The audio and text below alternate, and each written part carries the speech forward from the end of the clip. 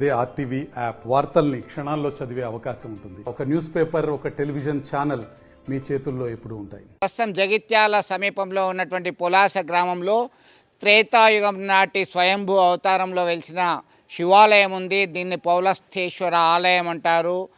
దాని యొక్క చరిత్ర, విశిష్టత ఏంటి మనం ఒకసారి తెలుసుకుందాం.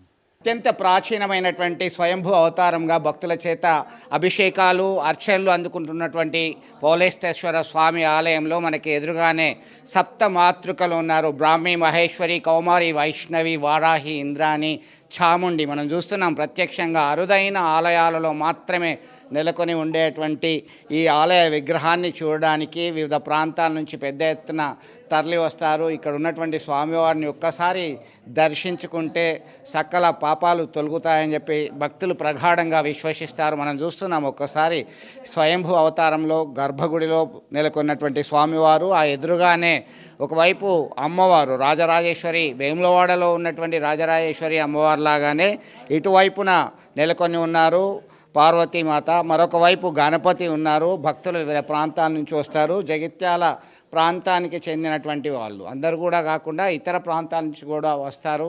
ఇక్కడ ఉన్నటువంటి స్థల పురాణము, శిలా శాసనాల ద్వారా ప్రాచీన కళలు, ప్రాచీనకు సంబంధించినటువంటి చారిత్రక అవశేషాలు కూడా పురావస్తు శాఖ వాళ్ళు దీన్ని పరిరక్షించాలని నిర్ణయించడం జరిగింది. ప్రస్తుతం ఇది ఎండోమెంట్లో ఉంది. ఈ శైవ క్షేత్రాలలో ప్రసిద్ధి చెందిందిగా భక్తులు ప్రగాఢంగా విశ్వసిస్తారు. ఒకసారి ఇక్కడ ఉన్నటువంటి స్థల పురాన్ని కూడా మనం గమనిద్దాం. దీనికి సంబంధించి ఆ సప్త మాతృకలు, దాని శివుని ఎదురుగానే నెలకొన్నటువంటి నందీశ్వరుడు ఉన్నాడు. దానికి ఎదురుగానే వివిధ ప్రాంతాల నుంచి, అంటే అరుదైనటువంటి ఆలయాలు, అంటే త్రేతాయుగ కాలం నుంచి మనకి నెలకొని ఉన్నటువంటి చరిత్ర చెబుతుంది. దానిపైన చెక్కబడి ఉన్నటువంటి శిలాశాసనం ఇక్కడ ఈ ప్రాంతానికి చెందినటువంటి చరిత్రకారులు జైశెట్టి రమణయ్య ఇతరులు రచించినటువంటి గ్రంథాల ఆధారము దీనికి సంబంధించినటువంటి చరిత్రలో స్పష్టంగా వివరించడం జరిగింది. ప్రస్తుతం ఇది దీనికి సంబంధించి పులాస చరిత్ర సంస్కృతి పౌలస్థేశ్వర స్వామి వారి స్థల పురాణము, శ్రీ పౌలస్థేశ్వర స్వామి స్వయంభూలింగము. దీనిని రావణ బ్రహ్మ గారి తాత పౌలస్థ బ్రహ్మ యాత్రలు చేస్తూ కాశీ వెళ్ళే దారిలో ఒకనాడు ఇప్పటి పౌలస్థేశ్వర ఆలయం, అంటే ఇక్కడే ఈ ఆలయ ప్రాంగణంలోనే ఉన్నాము, ఇక్కడే వృద్ధి చేశారు. రాత్రి కలలో పౌలస్థేశ్వర స్వామిని కనిపించి భూమిలో తాను ఉన్నాను, దీనిని ప్రతిష్ఠించమని ఆజ్ఞాపించారు. స్వామి ఆజ్ఞ ప్రకారము దివ్య దృష్టితో వీక్షించి స్వామివారిని వెలికితీసి ఒక్కరోజులోనే దేవాలయ నిర్మాణం చేసి ప్రతిష్ఠించిన ఈ స్వామికి పౌలస్థేశ్వరుడని, ఈ ఊరికి పౌలస్థపురం అని, అదే నేడు పులాసగా పేరొందింది. రుద్రాభిషేకం నందు పులస్తయేచ అనే వాక్యం ఉన్నట్టుగా మనకి దీని ఆధారం స్థల పురాణం ద్వారా తెలియజేస్తుంది. యుగాంతరంలో మళ్ళీ దీనిని కాకతీయ రాజుల, అంటే కాకతీయులు పర్టికులర్గా శైవ క్షేత్రాలు అనేకం అభివృద్ధి చేశారు. రాజుల కరకముల చే భూమిలో ఉన్న స్వామిని వెలికితీసి 1108 సంవత్సరంలో నిర్మాణం జరిగిందని దేవాలయ దక్షిణ భాగంలో శాసనం ఉంది. ఆ శాసనం ద్వారా మనకు తెలుస్తుంది. పొలాస రాజులైనటువంటి వీరబలజ జాతికి చెందిన అయ్యావళి 500 స్వాములు, ముమ్మారి దండులు, ఉభయ నానాదేశీయులు పౌలస్థేశ్వర స్వామికి దానములు ఇచ్చినట్లుగా తెలుస్తుంది. అలాగే 1080 నుంచి 1110 వరకు పాలించారు. తర్వాత రాష్ట్రకూటులు, కళ్యాణ చాళుక్యులు పాలించారు. 32 స్తంభముల చేత మండపం ఉంది. సప్తమాతృకలు, గణపతి, నంది, నాగ విగ్రహాలు, చాళుక్యులు ఇవన్నీ కూడా ఉన్నాయి. స్థానిక ఆచార్యులు ఉన్నారు ఇక్కడ. స్థానిక ఆచార్యులు వారికి అడిగి మరింత సమాచారం తెలుసుకుందాం. చెప్పండి, ఏంటి ఇది, దీని యొక్క విశిష్టత ఏంటి? నా పేరు గోవర్ధన. ఇది పౌలస్థేశ్వరాలయం. రావణ బ్రహ్మ తాతగారైన పౌలస్థ బ్రహ్మ కాశీ వెళ్ళే యాత్రలో ఇక్కడ ఒక రాత్రి సమయంలో నిర్దిస్తుంటారు. ఆ స్వామివారికి స్వప్న దర్శనం ఇచ్చి, పౌలస్థేశ్వర స్వామి నేను ఇక్కడ భూమి లోపల ఉన్నాను, నన్ను వెలికి తీసి ప్రతిష్టాపన చేయమని కోరుతాడు.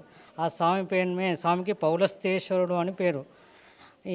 ఈ ఊరికి పౌలస్థేశ్వరపురం అని ఉండే వెనుకట, ఇది పులాసగా ప్రసిద్ధి చెందింది.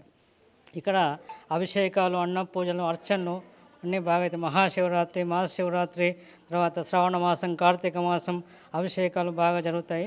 అనుకున్నట్టు కోరికలు కూడా నెరవేరుతాయి. ఆదివారం, మంగళవారం రోజున ఇక్కడ కాలసర్పదోష పూజలు, అభిషేకాలు, అర్చన కూడా జరుగుతాయి. వివాహం కాని వాళ్ళకి వివాహం, సంతానం కాని వాళ్ళకి సంతానం, ఉద్యోగం, వ్యాపారం, వ్యవసాయం అన్నీ కూడా సకల కార్యక్రమాలు కూడా నిర్విఘ్నంగా ఆ, జరుగుతాయి ఇక్కడ పూజ ఈ ఆలయంలోనే ఆంజనేయ స్వామి ఆలయం ఉంది, అలాగే సుబ్రహ్మణ్య స్వామి, మానసాదేవి, ఒక పెద్ద పుట్ట ఉంది. దీనికి సంబంధించిన ప్రాచీన శిలా శాసనాలు సైతం ఉన్నాయి. దానికి సంబంధించి చరిత్రకారులు ఏం చెప్తున్నారు, ఇక్కడెక్కడ ఎలాంటి పూజలు చేస్తారు, ఇక్కడ అన్న పూజలు, అమ్మవారికి ఏం చేస్తారు, శివునికి ఏం చేస్తారు? ఇక్కడ శివునికి అభిషేకాలు, అన్న పూజలు చేస్తాము. అమ్మవారికి అర్చనలు, తర్వాత కుంకుమార్చన, అభిషేకాలు కూడా జరుగుతాయి. ఇక్కడ మంగళవారం, ఆదివారం నాగేంద్ర స్వామికి అభిషేకాలు, అర్చనలు, కాలసర్పదోష పూజలు జరుగుతాయి. ఆ పుట్టల పాలు పోసినంతనే స్వామి ప్రఖ్యాతిగాంచి మంచిగా అనుకూల సత్ఫలితాలు ఇస్తారని. ముడుపులు కడుతున్నారు కదా స్వామి, అక్కడ మేడి వృక్షం ఉంది, దానికి సంబంధించి ముడుపులు కడతారు. ఎందుకు కడతారు, ఏంటి అసలు? ముడుపు కట్టేదానికి మన ఉద్యోగం, వ్యాపారం, వ్యవహారం, మన కోరికలు నెరవేరటానికి ఆ ముడుపులు అనేది కడితే మనకు సత్ఫలితాలు, మంచి ఫలితం పొందేటానికి కూడా ఆ ముడుపులు ఇస్తారు. ఓకే, కొంతమంది భక్తులు సైతం ఉన్నారు.